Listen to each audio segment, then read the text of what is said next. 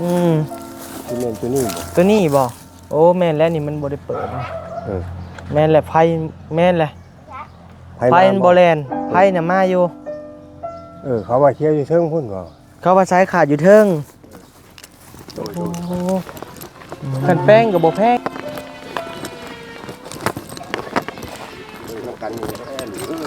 โดยสู้ๆประตูเอ้ยเนาะหลานเป็นกำลังใจให้นี่นั่งเตียงนี่แหละจะกินมื้อได้หลานเดี๋ยวว่ากินมื้อตอกกินมื้อละตอกกินมื้อตอกได้เลยอันว่าข้าวไปตอกนะตอกโดยมื้อนึงตอกมื้อนึง2ตอกลูกสิเก็บไว้1ล้านกีบได้อีก200,000ลูกสิป้ายประตูแม่นซื้อของอยู่ของกินเด้อโดย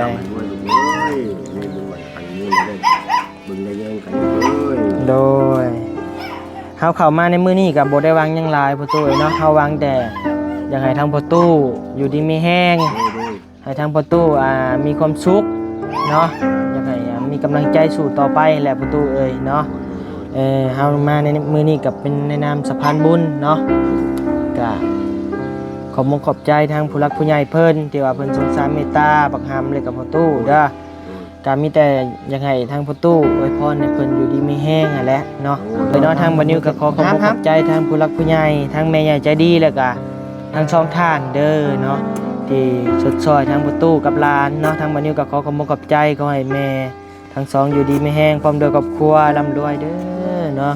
อยู่เป็นห่มโพห่มไส้คนทุกข์คนยากตลอดปีตลอดไปเด้อเนาะแม่เด้อเนาะสาธุแค่นี้ผมได้แล้วประตูแห้งๆแล้วสิเอาเงินจำนวนนี้แป้งให้เลยนะพอให้ได้ใส่ไฟได้ใส่พื้นนี่แหละประตูเอ้ยอีต้นลานน้อยเนาะ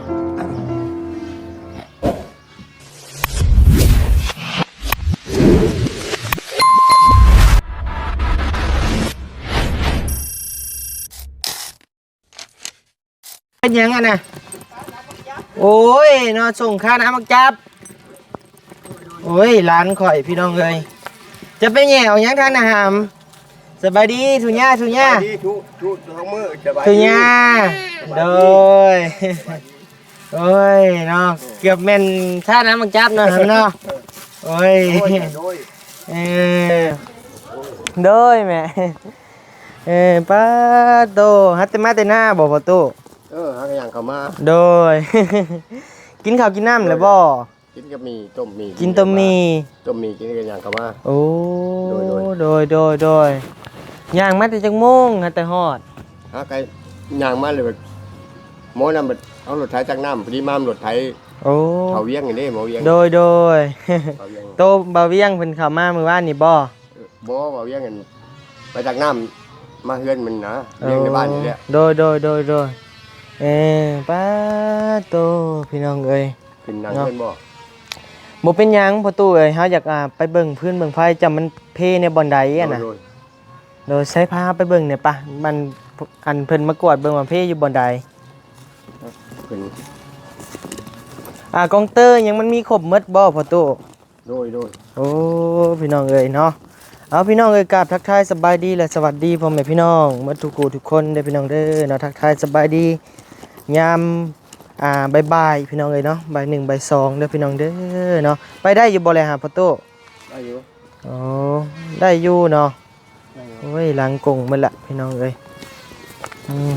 เสร็จมันเพในบ่อนได้ครับเพิ่นว่าอีหยังมันเพบ่โตเพิ่นว่าอยู่เทิงโอ้อยู่เทิงพูอยู่เทิงอยู่แล้วสายขาดบ่กันว่าเพอยู่เทิงสายขาดอยู่เทิงอยู่นี่โอ้บังน้ำเด้อหำเด้อใส่ตัวใดกองเตอร์เจ้าประตูเขาปดไปเลยบ่เขาปดไปแหละที่นี่บ่โอ้มันช็อตจะได้อย่าไปจี้กักได้ที่นี่บ่ที่แม่นตัวนี้บ่โอ้แม่นแล้วนี่มันบ่ได้เปิดแม่นแหละไผแม่นแหละไผบ่แลนไผน่ะมาอยู่เขาว่าเคี้ยวอยู่เทิงพุ่นบ่เขาว่าสายขาดอยู่เทิงขันแป้งกับบ่แพงตี้เนาะพี่น้องเนาะเพราะว่าสายมันขาดซื่อๆนะขึ้นไปต่อแล้วก็แล้วพี่น้องเอ้ยโอ้มีบ่อสร้างอยู่ในบ้านนี่พ่อตู้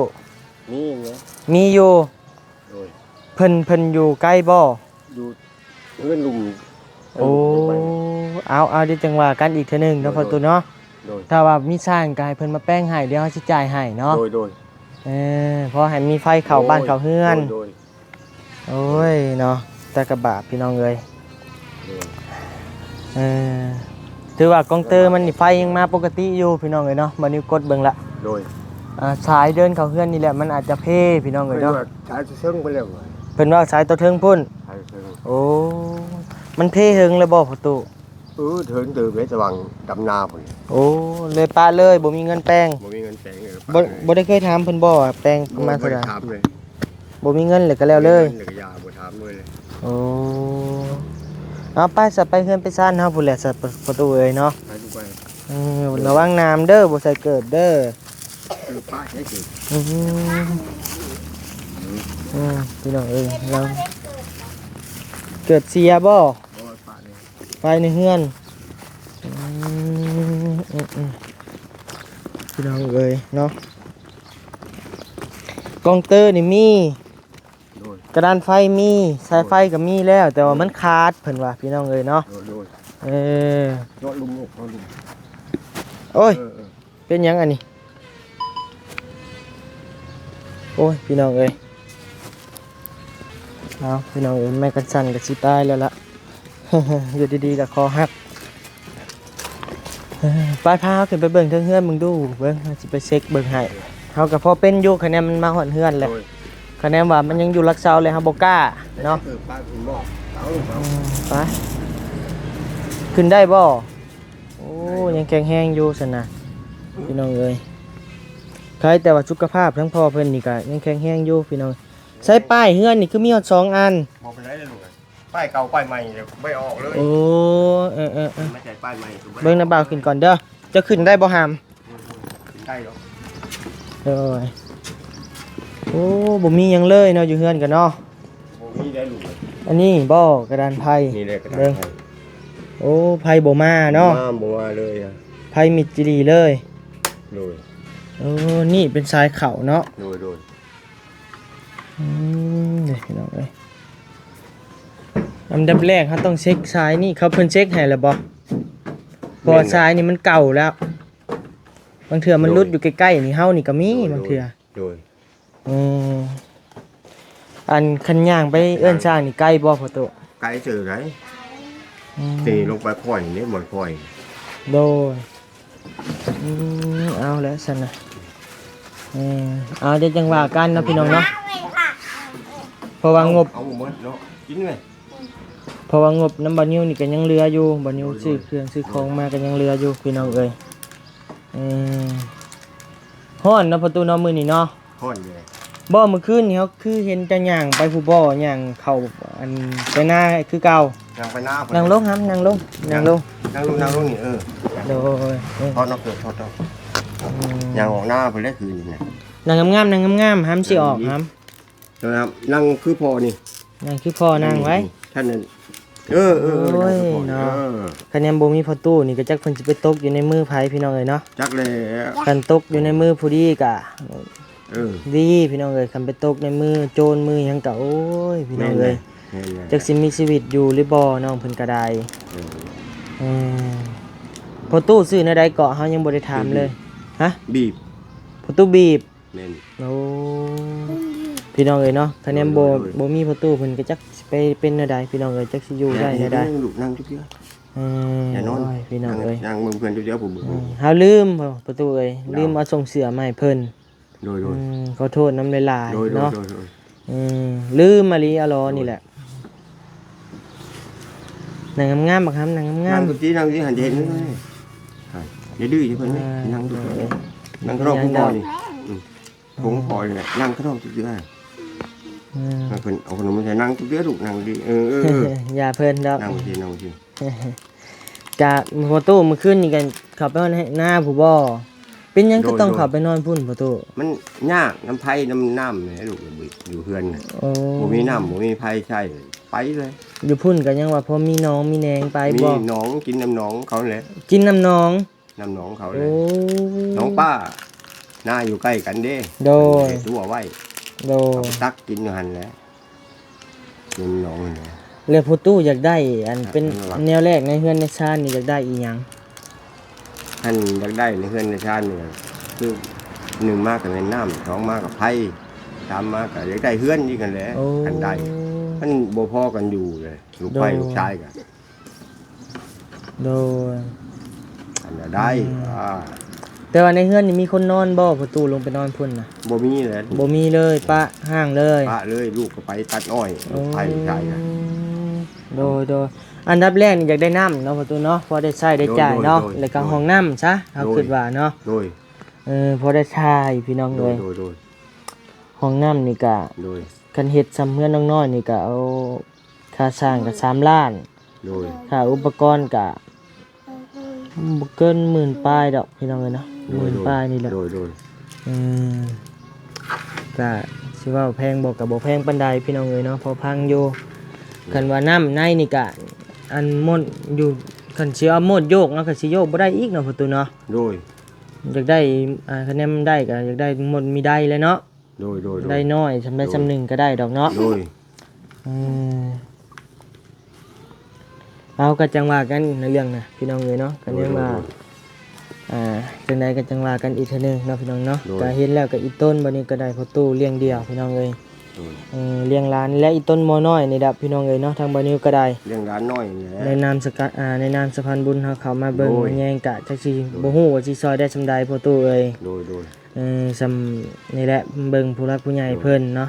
เฮาก็เข้ามาในมื้อนี้กลับมาเป็นหูเป็นตาผู้ใหญ่เพิ่นเนาะผู้ใหญ่ใจดีจากต่างประเทศหรือว่าในคน โดย ทั่วแล้วแต่เนาะพี่น้องเนาะ นั่งทุกเดียวถูก เป็นยาเพิ่นดอกเพิ่นลิ้นตามภาษาเพิ่นนั่นล่ะกะ นั่งแนมกะกะยา ก็นี่แหละมามื้อนี้เฮาก็ซื้อของอยู่ของกินมาฝากหลายอยู่มีแต่ปะลงไปเอาประตูปะมีทั้งแม่ผู้ใหญ่ใจดี2ท่านเนาะ โดย เพิ่นฝากเงินฝากคำมาเอาปะลงไปเอาน้ำเฮากันปะโอ้ยชันแท้อย่าเพิ่งครับน้าบ่าวลงก่อนน้าบ่าวลงก่อน เห็นว่าลูกก่อน จังหน่อยซิงลงตกได้ลงมาแล้วลงมานั่งอยู่ลุ่มพี่ก็ได้ประตูเอ้ยมานั่งอยู่ห่มพี่มาเห็นยังไง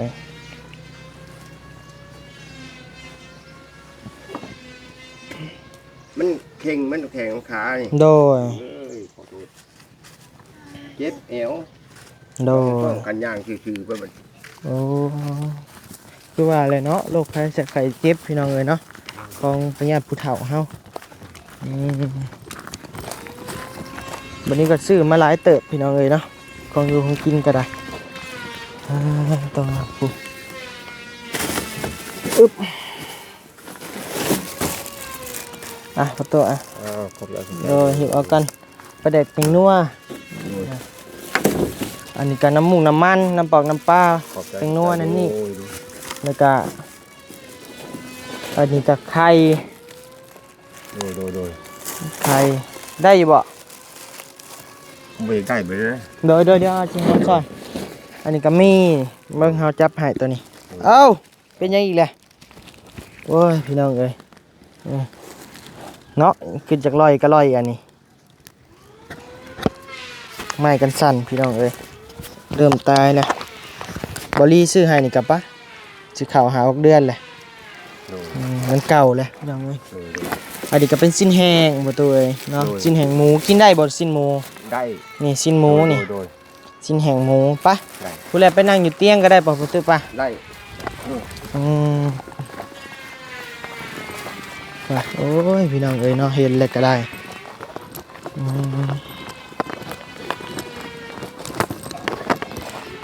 กัน โดยสู้ๆประตูเอ้ยเนาะหลานเป็นกำลังใจให้นี่นั่งเตียงนี่แหละ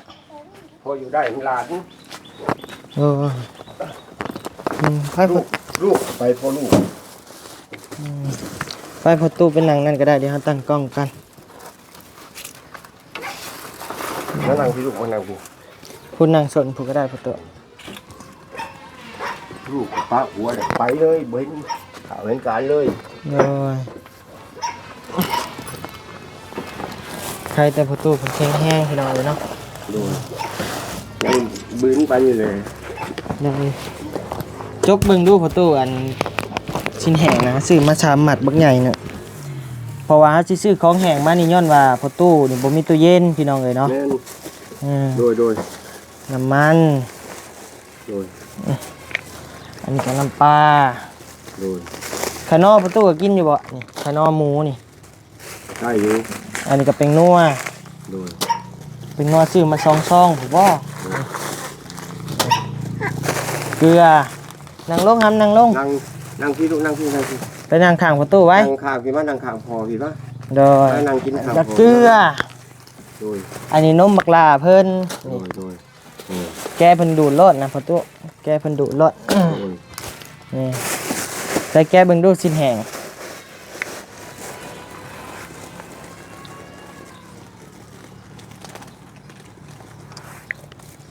โอ้ยไม่จับกล้องกะอยู่เพื่อนน้องน้อยผู้พี่น้องเอ้ยเนาะนี่แหละมันกับกันนี่แหละพี่น้องเอ้ยเนาะจ้า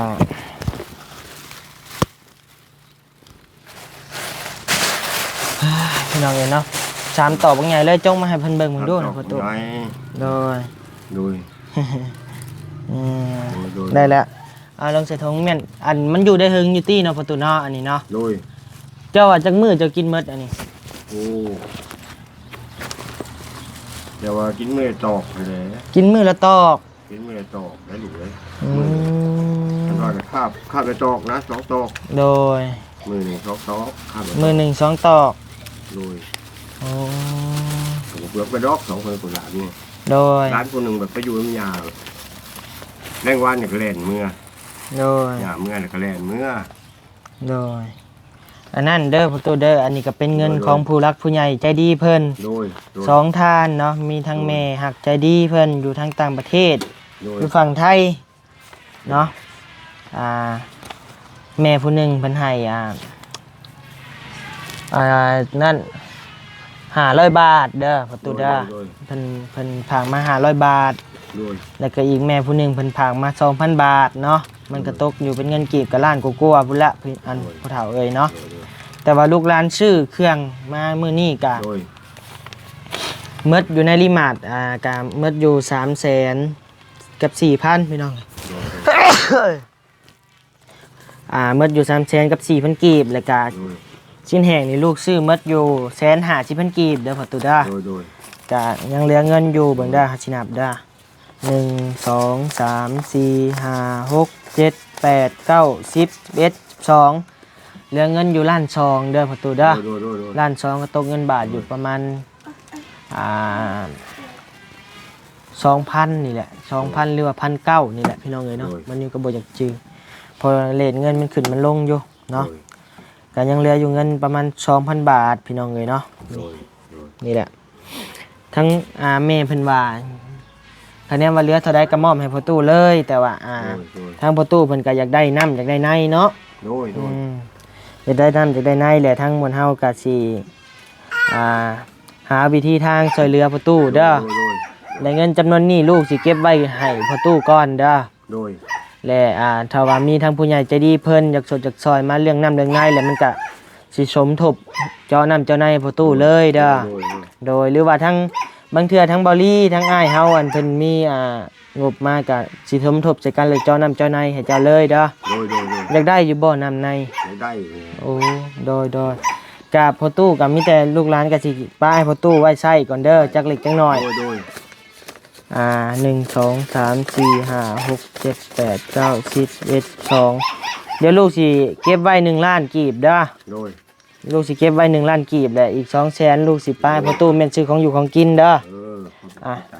โดย ทำรวยลูกเอ้ยนี่บุญไหวกันนี่มาได้บุญได้แย่งกันลูกเอ้ย โดยเฮาเข้ามาในมื้อนี้ก็บ่ได้วางหยังหลายพ่อตู้เนาะเฮาวางแต่อยากให้ทางพ่อตู้อยู่ดีมีแห้ง โดย ให้ทางประตูมีความสุขเนาะอยากให้มีกำลังใจสู่ต่อไปแหละประตูเอ้ยเนาะเฮามาในมือนี้กับเป็นในนามสะพานบุญเนาะก็ขอบใจทางผู้รักผู้ใหญ่เพิ่นที่ว่าเพิ่นสงสารเมตตาบักหำเลยกับประตูเด้อ โดย ก็มีแต่อยากให้ทางประตูอวยพรให้เพิ่นอยู่ดีมีแห้งอ่ะแหละเนาะ โอ้ย โดยเอานบมือขึ้นห้าม กินมาติด ปิ่นหน้ามา น นบมือนบมือ นบมือ ถูญาจึงไว้นบโดยจึงไว้นบไว้ จึงไว้ในนี้จึงไว้คือพอนี่ให้อยู่ดีมีแห้ง โดย มีอายุมันยืนได้เพิ่งได้ใช้กันต่อไปให้ร่ำให้รวยแล้วให้รวยอีกได้แล้วให้อีกได้ล้านก็ให้ได้2 ล้าน3 ล้าน โดย ให้ถูกลูกเที่ยวไปเที่ยวมากเลยให้ได้เงินได้ทำนำใช้ โดยสาธุเอาพี่น้องเอ๋ยเนาะทางบันนิวก็ขอขอบคุณขอบใจทางผู้รักผู้ใหญ่ทางแม่ใหญ่ใจดีแล้วก็ทางช่องท่านเด้อเนาะที่สดซอยทางประตูกับหลานเนาะทางบันนิวก็ขอขอบคุณขอบใจขอให้แม่ทั้งสองอยู่ดีไม่แห้งพร้อมด้วยครอบครัวร่ำรวยเด้อเนาะอยู่เป็นห่มโพห่มไส้คนทุกข์คนยากตลอดปีตลอดไปเด้อเนาะแม่ๆเด้อเนาะสาธุเอาได้แล้วประตูเอ้ย ทำให้รวย โดยกานี่แหละดีใจน้ำเด้อประตูเด้อมีทางผู้รักผู้ใหญ่เพิ่นมีน้ำจิตน้ำใจอยากสดอยากซอยเนาะเราก็ดีใจนำหลายๆเลยแหละเนาะกะพี่น้องเลยเนาะทางบานิวกับเขามาเป็นสะพานบุญให้ทางประตูเพิ่นเนาะพี่น้องเนาะ โดย แล้วก็ทางแม่ใหญ่ใจดีเพิ่นเนาะ โดย ขอให้บุญกุศลส่วนนี้ให้ไปถึงทางแม่หลายๆเด้อเนาะที่ได้เห็นนำผู้ทุกครูเนี่ยากพี่น้องเอ้ยมีแต่เงินจำนวน1 ล้านกีบนี่บอนิวเก็บไว้เด้อพี่น้องเด้อเนาะ โดย จำนวนนี้เนาะกะคะแนนว่ามีทั้งสร้างเด้อประตูเด้อเพิ่นอันให้เจ้าไปถามสร้างเด้อเพิ่นมาเช็คเบิ่ง โดย ว่าราคาเท่าใดถ้าแป้งนี่แหละ โดย คะแนนว่ามันบ่แพงแฮงแล้วสิเอาเงินจำนวนนี้แป้งให้เลยอะนะ โดย พอให้ได้ใส่ไฟได้ใส่ฟืนนี่แหละประตูเอ้ย โดย อีต้นลานน้อยเนาะอยู่หน้ากับมีน้องมีป้าอยู่บ่ บ่มีน้องนะมีแต่น้องเป็นน้องแหละ โอ้ ปานลุง โดยหำนั่งดีๆหำนั่งเฮียงข้างประตูไว้ นั่งเนี่ยครับ แกกินนมมึงดูนี่แกกินนมเบิ่งสดเบิ่งดูนม กินมัดว่าขนมนะ อืมสองตาหลานพี่น้องเลยเนาะแซ่บได้นมนี่ได้ โดย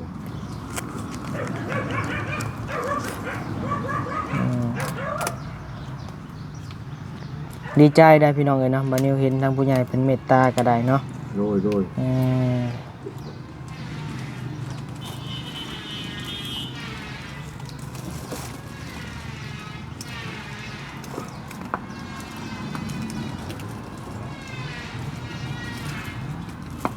เบิ่งเขาจะแก้ให้ประตูมาอึบ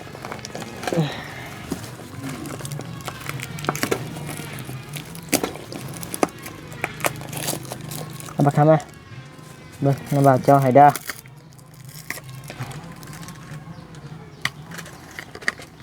มา ขอบใจเพิ่น เข้าใจ โดย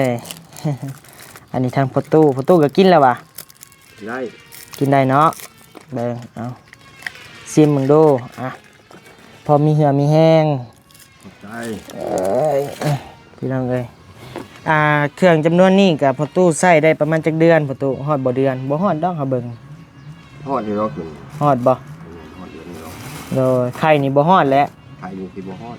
ปลาแดกเป็นนัวนี่เป็นนัวนั่นนี่สิฮอดอยู่เดือนพี่น้องเอ้ย โดย ยังเหลือจำนวนล้านหนึ่งพี่น้องเอ้ยเนาะเงินกับบานิวขอตา เดี๋ยวสิมัดเมียนคือเก่าพี่น้องเอ้ยเขียนรายชื่อไว้เนาะอย่าลืม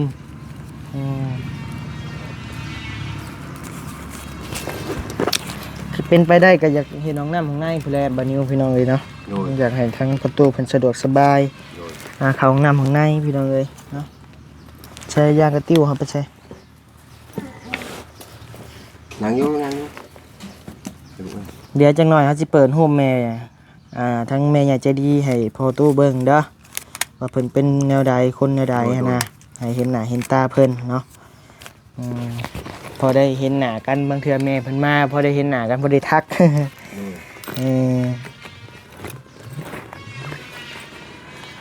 พี่น้องเอ้ยเนาะสำหรับคลิปนี้ทางบานิวก็มาแจ้งข่าวดีทางประตูเพิ่นเนาะพี่น้องเนาะเดี๋ยวจังไดก็จังว่าพอกันใหม่เด้อพี่น้องเด้อเนาะสำหรับคลิปนี้ก็อยู่ดีไม่แห้งพี่น้องเอ้ยร่ำรวยเด้อมาทุกผู้ทุกคน FC ป้าลุงผู้ใหญ่ใจดีเนาะแล้วก็พร้อมด้วยครอบครัว FC ทุกคู่ทุกคนเด้อเนาะมีแต่ความสุขกายสบายใจเด้อเนาะสบายดีพ่อตู้หลานๆสบายดีนบมือสบายดีแน่ สบายดีลูกนบมือ โดยโดยบ๊ายบายบ๊ายบายไปลูกบ๊ายบายป้าลุงนะบ๊ายบายแบมือบ๊ายบายแบบนี้ แบมือออกเบื้องหนึ่งบ๊ายบายเป็นลูก นี่บ๊ายบายเอ้ยโดย